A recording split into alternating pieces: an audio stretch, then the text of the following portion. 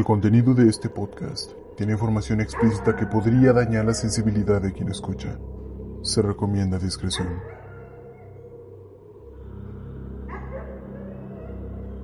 Sean bienvenidos a Rigor Mortis.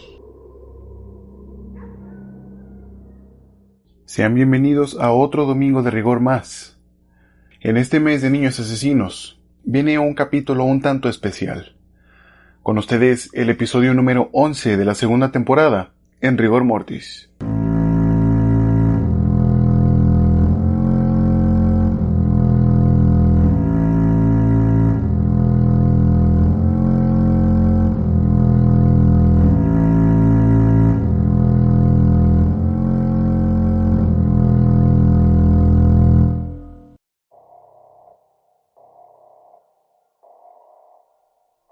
Existen ciertas categorías dentro de los perfiles criminales de los asesinos, pues mientras los asesinos en serie se caracterizan por dejar una lista a veces enorme de asesinatos, estos son en su mayoría metódicos y entran en una etapa de enfriamiento, donde pueden durar semanas, meses o hasta años sin hacerlo. En cambio, existen asesinos que no usan este método, sino que asesinan a una cantidad grande de personas y en la mayoría de los casos terminan quitándose la vida. Son llamados asesinos en masa, y en este tercer episodio de Niños Asesinos, a su vez llega el primer episodio de Asesinos en Masa, donde la protagonista fue una chica quien causó un gran escándalo en la historia de los Estados Unidos, ayudando a que ese país fuera el pionero de los tiroteos en las escuelas. Este es el caso de una chica que odiaba los lunes. Con su cabellera larga y roja, llega Brenda Spencer. Antes de entrar al tema, debo poner claros dos términos: el asesino serial y el asesino en masa. Un asesino en serie, también conocido como asesino serial, es una persona que asesina a 3 o más personas, en un lapso de más de 30 días, dejando un periodo de enfriamiento entre cada asesinato, y cuya motivación se basa en la gratificación psicológica que le proporciona dicho acto.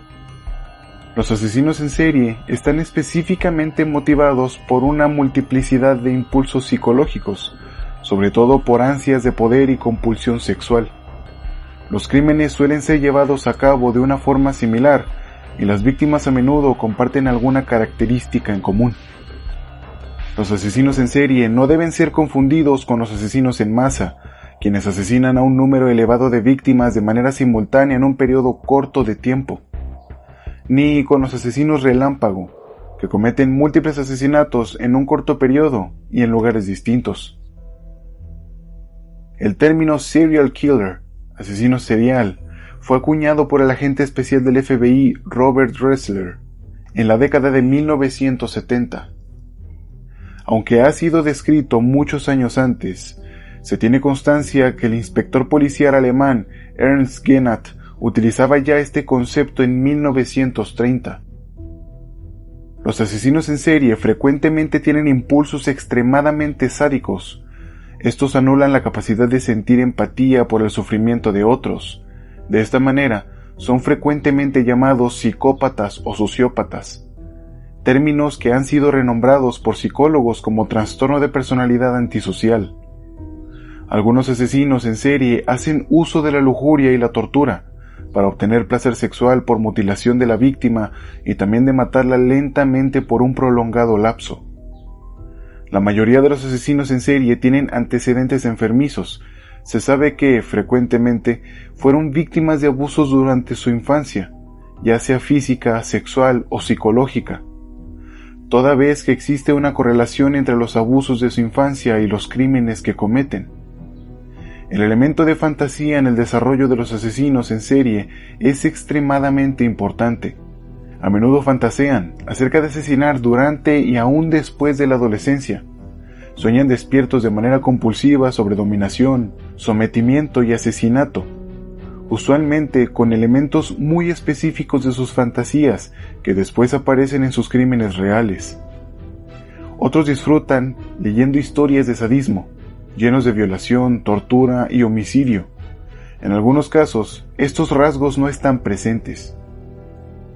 Algunos asesinos en serie presentan uno o más signos de alerta en su niñez, de lo que se conoce como el conjunto de McDonald, los cuales son piromanía, comenzar incendios invariablemente solo por la emoción de destruir cosas, crueldad hacia los animales, relacionado con el zoosadismo.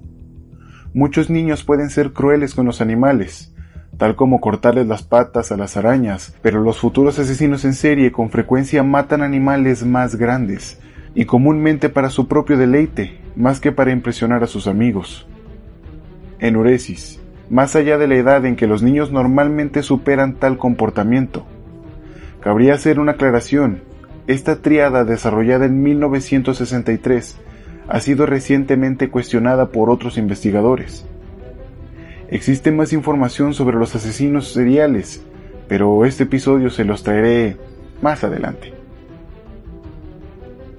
Un asesinato masivo o asesinato en masa es el acto de asesinar a un número elevado de víctimas, de manera simultánea o en un periodo corto de tiempo. Puede ser cometido por individuos u organizaciones. Este término también puede ser utilizado para referirse a los asesinos en serie, los cuales pueden asesinar a numerosas víctimas, pero no necesariamente al mismo tiempo. Los mayores asesinatos masivos de la historia han correspondido a intentos de exterminio, basados frecuentemente en conceptos de creencias religiosas o étnicas, de grupos completos o comunidades de personas. En la actualidad, dichos actos suelen describirse como genocidios, aunque algunos consideran que el genocidio puede existir donde hay una intención o plan para exterminar a un grupo en particular, y que asesinar no es una condición necesaria. En contraste, el asesinato masivo consiste efectivamente en el asesinato de un elevado número de personas. El término asesinato masivo se relaciona con otras expresiones como genocidio o masacre. Fuera de un contexto político, el término asesinato masivo refiere al matar un número elevado de personas al mismo tiempo. Ejemplos incluirían disparar un arma de fuego en contra de una multitud en el curso de un robo, o incendiar una locación donde haya una multitud. El USA Bureau of Justice Statistics define al asesinato masivo como aquel que implica el asesinato de 4 o más víctimas en una locación en un solo momento. En tanto a las motivaciones, estas son variadas, y en esta historia veremos una de ellas, pues teniendo estos conceptos separados y bien definidos, podemos comenzar ya con la historia de Brenda Spencer. Debo aclarar que no hay mucha información sobre su infancia, pero lo que se sabe es lo siguiente. Brenda Ann Spencer nació el 3 de abril de 1962 en San Diego, California, hija de Wallace Spencer, un alcohólico que constantemente maltrataba psicológicamente a su hija, haciendo que con el paso de los años creciera con incontables complejos sobre sí misma. Su madre se llamaba Dot Spencer, misma que no hacía nada por frenar el maltrato al que era sometida su hija. La familia vivía en el vecindario de San Carlos, en San Diego. Su casa estaba justo cruzando la calle de una escuela primaria, la Grover Cleveland. La infancia de Brenda fue difícil, no solo por tener que soportar el maltrato de su padre, sino que cuando comenzó a ir a la escuela, era una chica que siempre estaba sola, aislada y callada. A menudo los profesores no notaban su presencia o incluso le preguntaban si seguía despierta en clase. La principal razón por la que su padre le hacía comentarios ofensivos era por su apariencia física, su piel blanca como el papel, su cabello naranja y su cara llena de pecas, mismas que hacían una combinación armoniosa con sus facciones finas, además de los lentes de aumento enormes que sus padres la obligaban a usar. Brenda era una joven atractiva, pero ella siempre se consideró horrible, indeseable y aburrida. Claramente eran las palabras de su padre hablando a través de ella, quien además en varias ocasiones la llevó a golpear y hasta abusó sexualmente de ella. Esto terminó haciendo una enorme herida en su vida, lo que la llevó a que fuera una chica retraída, triste y con un semblante abatido todo el tiempo. No tenía ningún amigo y no hablaba con nadie. Así vivió toda su infancia. Su padre era un alcohólico, quien trabajaba, pero todo lo gastaba en alcohol, estando ebrio todo el tiempo, y llegando a la casa lleno de vómito, orina y heces encima de su ropa. La conducta de Wallace ocasionó que su madre decidiera divorciarse de él, pero esto solo empeoró la situación de Brenda, pues su madre la abandonó dejándola con quien a diario la maltrataba. Su condición llegó a ser tan precaria que el mobiliario de la casa se limitaba a ser de 2 colchones en el suelo, un refrigerador que no guardaba más que comida podrida y cervezas, además de una casa llena de botellas de cerveza tiradas por todos lados. Brenda tenía aficiones, como cualquier niño tendría derecho a tener. En la que más destacó fue en la fotografía, pues en un concurso escolar llegó a ganar el primer lugar, pero dicho premio nunca fue elogiado ni festejado por sus padres, lo cual le llevó a abandonar este mundo. Una completa pena, pues si alguien la hubiera apoyado, tal vez tendríamos en la historia del arte a una fabulosa fotógrafa, y no a la asesina en la que se transformó. En lugar de usar su talento para apuntar y disparar con su cámara, dado los sucesos en su vida y con las constantes humillaciones y abusos, su talento se enfocó en algo muy oscuro y violento. De alguna manera, encontró la forma de fabricarse una pistola de aire comprimido, la que usaba primero para disparar a latas de cerveza y botellas en su casa, pero después comenzó a matar pájaros con ella, cosa de la cual los vecinos se dieron cuenta y al verla le llamaban la atención.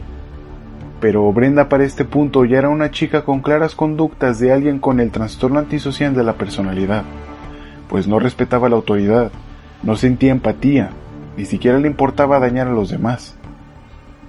Un día, a principios del año 1978, comenzó a dispararle a las ventanas de la escuela que quedaban frente a su casa. Los vecinos la reportaron con la policía, quienes al llegar la arrestaron y le confiscaron su pistola de aire. Le notificaron a su padre, pero estaba tan alcoholizado que ni siquiera puso atención a lo que los policías le dijeron, y con tal de no meterse en problemas, que no eran los suyos porque ni que fueran las autoridades, dejaron a Brenda con su padre, con un aviso de que la próxima vez la encerrarían en prisión. Lo que sí hicieron fue que Brenda tomara terapia psicológica en su escuela, lo cual a los pocos meses dio como resultado el que le notificaran a su padre que Brenda tenía conductas relacionadas a ser una suicida potencial, por su tan marcada depresión y gusto por la violencia, por lo que recomendaron que Brenda fuera internada en una clínica psiquiátrica, pero su padre se negó a dar el consentimiento, pues su hija era el canal por donde podía saciar sus impulsos violentos y sexuales. Llegando a la adolescencia, Brenda era una chica muy huraña. Se encerraba en su habitación y escuchaba casi todo el día el primer álbum del grupo británico The Police. Para 1978, en Navidad, ella le había pedido a su padre que le comprara una mejor radio, pero al imbécil se le ocurrió que lo mejor era regalarle un rifle calibre 22, con mira telescópica y 500 balas de munición, a su hija deprimida, con tendencias suicidas y con denuncias de agresión, como si su padre le invitara a que se suicidara o que matara a alguien. Este regalo causó en Brenda una emoción por las historias de violencia urbana y conocía a detalle las vidas de los asesinos famosos, lo cual hago yo en este podcast. No es malo hacerse seguidor de estos temas, pero creo que si tienes tendencias suicidas, eres propenso a la violencia y tienes un rifle calibre 22 con 500 balas en tu casa, tal vez no sea la mejor opción. Brenda no tardó en disparar con su nuevo juguete mortal, por lo que a los pocos días iba a un campo que le quedaba cerca de su casa, colocaba latas en el lugar y las derribaba disparándoles. Como no tenía nada más que hacer, pronto se hizo muy hábil con su arma, y ese rifle Ruger con mira telescópica y ella se habían convertido en un solo ente, lo que desde luego era algo bastante grave.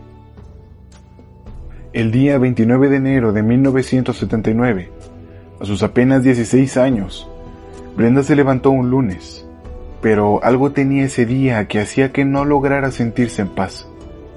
Intentó escuchar música, pero no podía tranquilizarse. Daba vueltas por su casa de un lado a otro. Sentía que se iba a volver loca.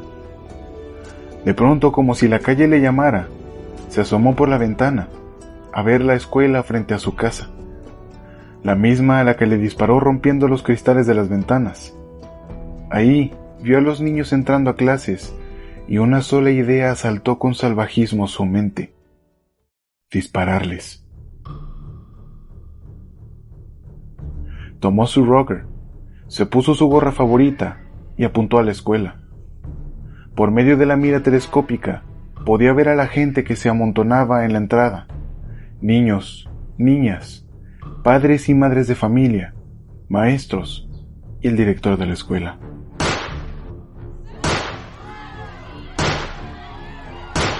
Sus primeros disparos fueron hacia los niños quienes iban ingresando a la escuela. De un segundo a otro, todo se tornó en caos y pánico. Habían niños tirados en el suelo, bañados en su propia sangre, llorando y gritando por el dolor y la impresión. De inmediato la gente comenzó a gritar y a correr, pero Brenda logró asestar varios tiros a algunos niños, que con el pánico encima se quedaron congelados.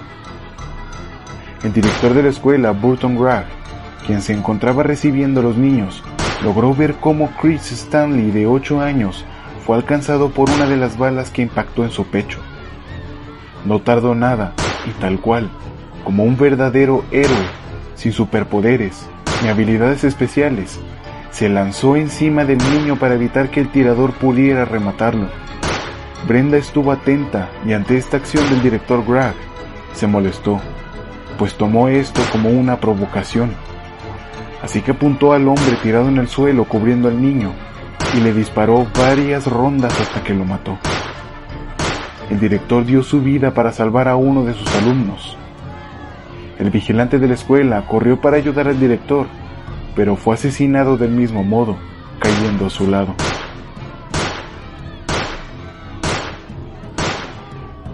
La policía llegó y pusieron sus patrullas entre la tiradora y la escuela, pero Brenda, lejos de intimidarse por la llegada de los oficiales, solo pensó que eran más objetivos a los cuales dispararles, así que le disparó a un policía justo en el cuello. El oficial cayó al suelo y los demás se refugiaron detrás de las patrullas, respondiendo al fuego.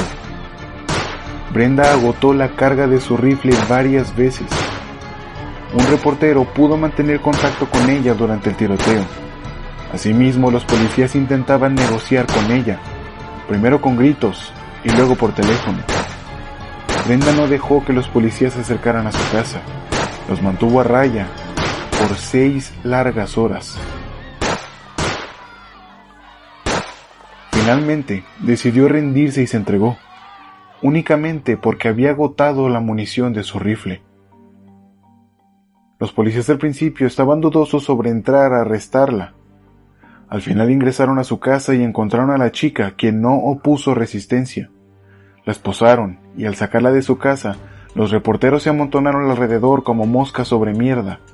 Al preguntarle el porqué del tiroteo a personas inocentes, Brenda mencionó su famosa frase: "No me gustan los lunes", y continuó diciendo: "Lo hice solo para animarme un poco el día, no tengo ninguna razón más. Lo hice para divertirme. Me gustan el rojo y el azul de las chaquetas de los chicos. Me encantó verlos fusilados". El saldo final fue de 2 muertos, 8 niños heridos y un policía gravemente herido. Brenda fue arrestada ese mismo día y su juicio se llevó a cabo pocos días después. Durante las investigaciones pertinentes, Brenda mencionó que había actuado bajo los efectos del alcohol y de las drogas, pero esta versión fue desmentida, pues aunque su casa estaba llena de botellas de cerveza y era una genuina pocilga, no encontraron rastros de drogas alucinógenas y los policías que la arrestaron ese día mencionaron que no tenía aliento alcohólico y que se notaba muy consciente de lo que había hecho. Por lo tanto, estaba en pleno uso de sus facultades mentales, o por lo menos eso parecía. En las sesiones con psicólogos que tuvo, reveló algunas cosas sobre su infancia, el abuso del cual era víctima por parte de su padre, y la imagen distorsionada que tenía de la sociedad. Su depresión era muy profunda, fruto de años de humillaciones. Cada palabra, cada golpe, cada tocamiento inapropiado que su padre le dedicaba era una llaga en su ser. a punto de que en verdad se despreciaba al grado de no querer vivir más, pues recordemos que los psicólogos que la atendieron primero coincidieron en que podía llegar a suicidarse. Además que mostraba conductas de una persona antisocial, pues no tenía empatía con los demás, mataba pájaros y llegó a dañar propiedad privada por diversión. Además, no era capaz de relacionarse con sus compañeros de clases, pues con su comportamiento, lo único que atraía era que la miraran raro o que no quisieran acercarse a ella, lo cual la llevó a sentirse abandonada por todos en lo absoluto. Era una adolescente que no tenía a nadie en quien confiar, incluso su mente era un lugar peligroso en donde podía estar. Y si a eso le agregamos el fabuloso regalo que le dio su padre, fue una combinación mortal. Brenda, aunque no era una adulta, fue juzgada como una. Se declaró culpable y fue condenada de 25 años a cadena perpetua, por asesinato en primer grado del director de la escuela y el vigilante, además de intento de asesinato por los 8 niños y el policía heridos. En prisión fue diagnosticada como epiléptica y recibió medicación psiquiátrica para la epilepsia y también para su depresión. Años después, como dictaba su sentencia, que no determinó una cantidad de años en específico, fue candidata para poder apelar por su libertad condicional, pero no ha tenido éxito en poder obtenerla, pues su conducta en prisión sigue siendo hostil, llegando a pelear con otras prisioneras. En su primera audiencia para libertad condicional, argumentó de nueva cuenta que ese día de 1979 había consumido alcohol y drogas, pero las pruebas eran muy claras. Ante esta defensa, alegó que las pruebas que se le hicieron estaban falsificadas. El juez, finalmente, decidió negarle la libertad condicional.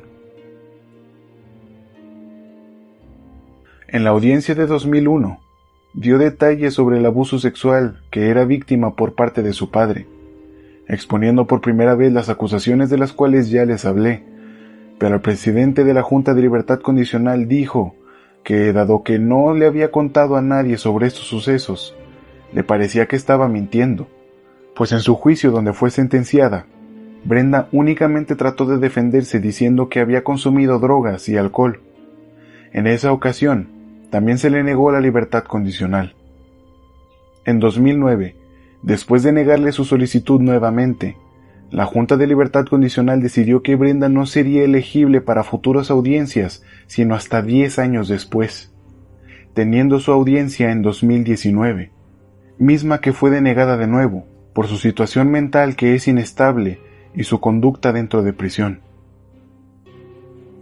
En audiencias anteriores, la viuda del director Gragg hizo una súplica grabada en video para evitar que Spencer fuera puesta en libertad condicional, y Charles Miller, un estudiante que tenía 9 años el día del tiroteo y ahora es oficial de libertad condicional del condado de San Diego, California, testificó cómo el disparo le había cambiado su vida.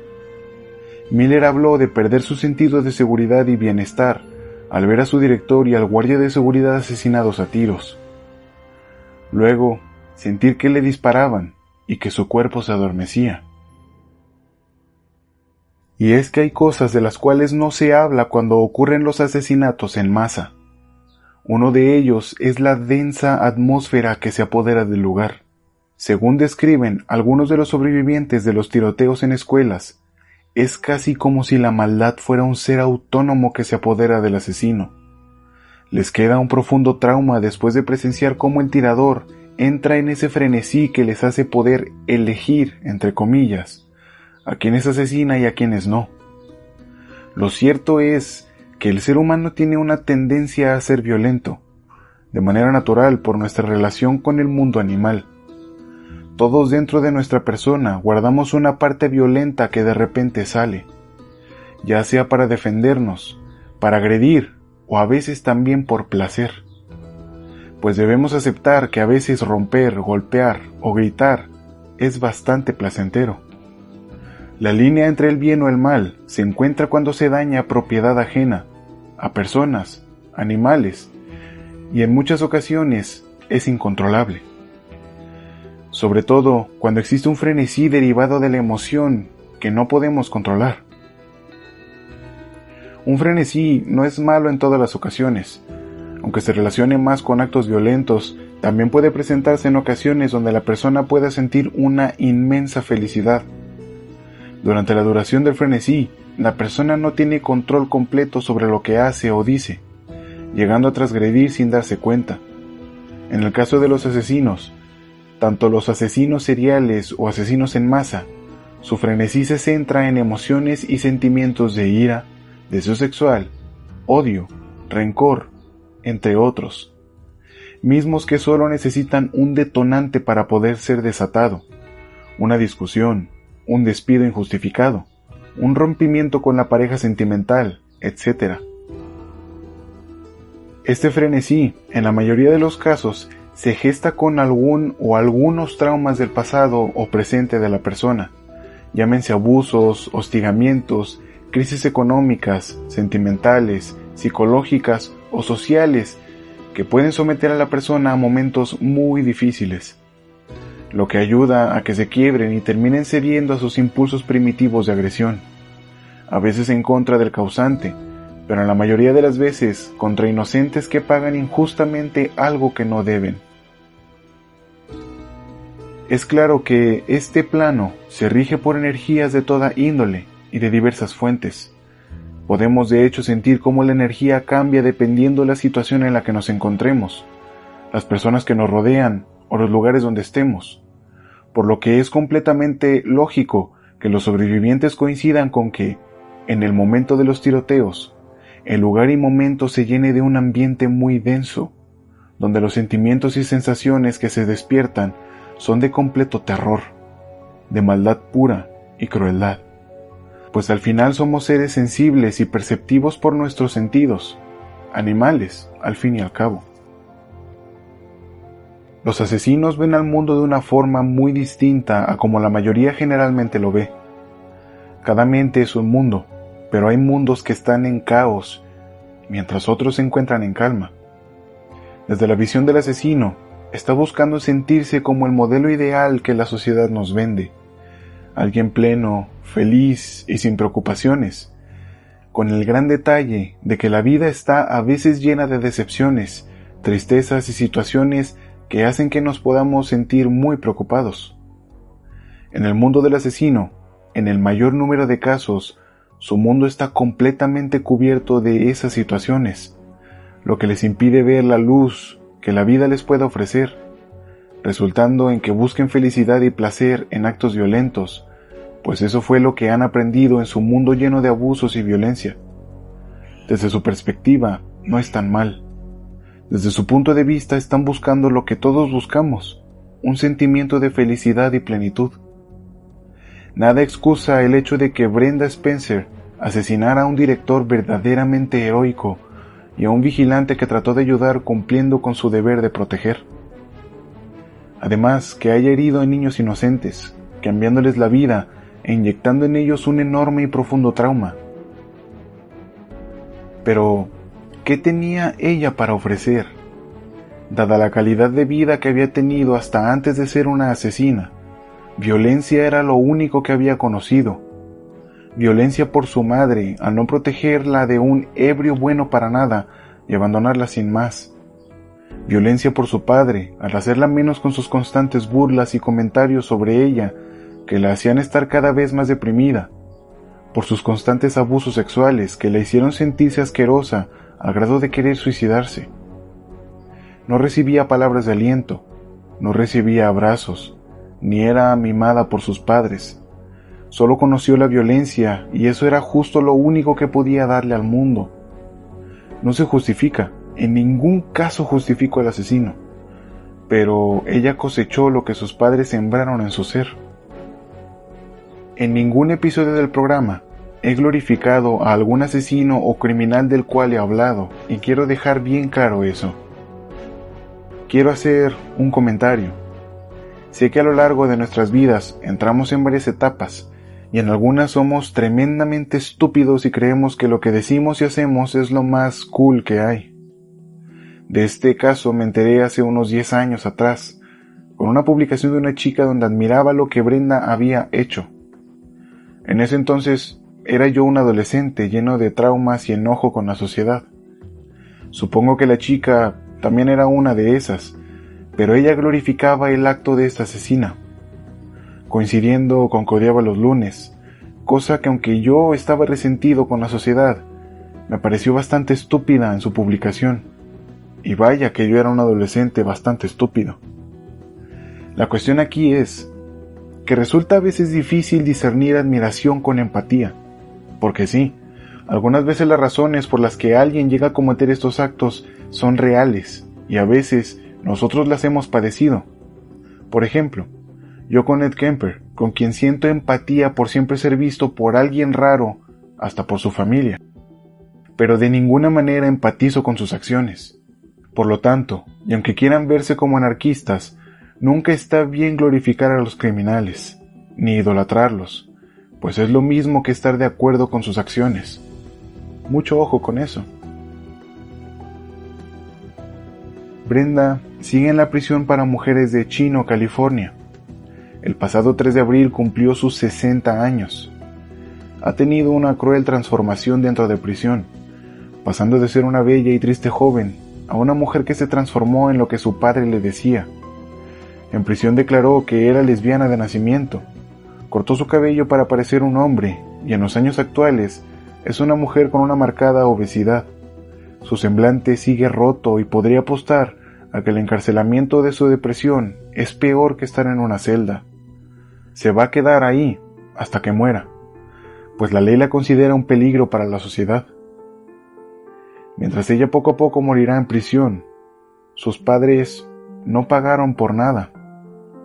De su madre no se supo nada y su padre murió por su alcoholismo a los pocos años de que fuera encarcelada, quedando completamente sola.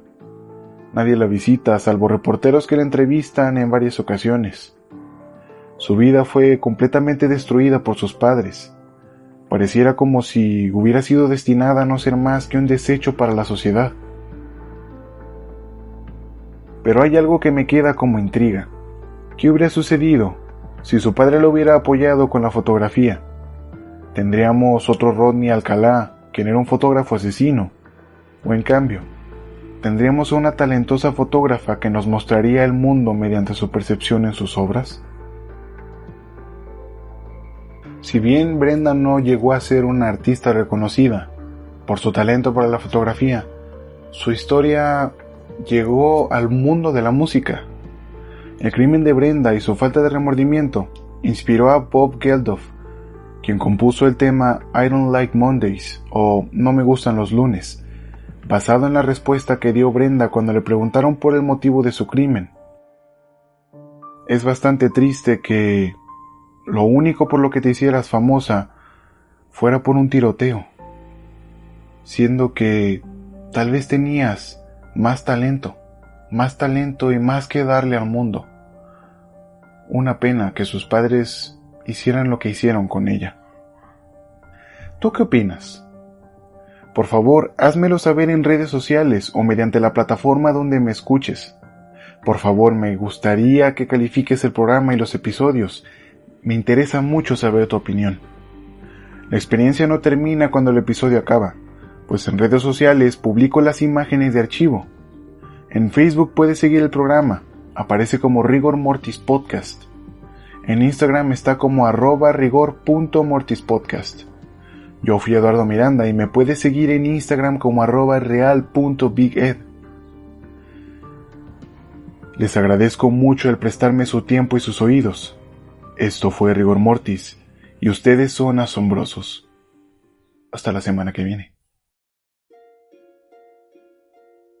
En el próximo episodio de Rigor Mortis. Ya conocimos la historia de una de las primeras asesinas en masa de Estados Unidos, quien además ayudó a incursionar en esto del tiroteo en las escuelas. Pero para cerrar Abril de Niños Asesinos, hay un caso en particular que combina lo peor de dos mundos, tanto el asesinato en serie como el asesinato en masa. ¿Quieren saber de esto? No se pueden perder el próximo episodio. Estreno el próximo domingo.